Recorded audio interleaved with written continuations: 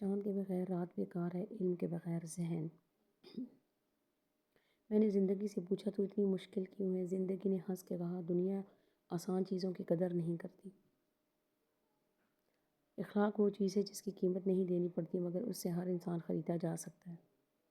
زندگی کی کتاب میں اتنی غلطیاں نہ کرو کہ پینسل سے پہلے ربڑ ختم ہو جائے اور توبہ سے پہلے زندگی۔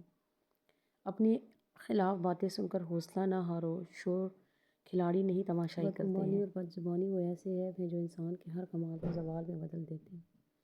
انسان کا اخلاق اچھا ہو تو لوگ قبر کا پتہ بھی پوچھتے ہیں۔ دل کی قیمت نہیں لیکن زبان کا میٹھا بول دل کو خرید لیتا ہے۔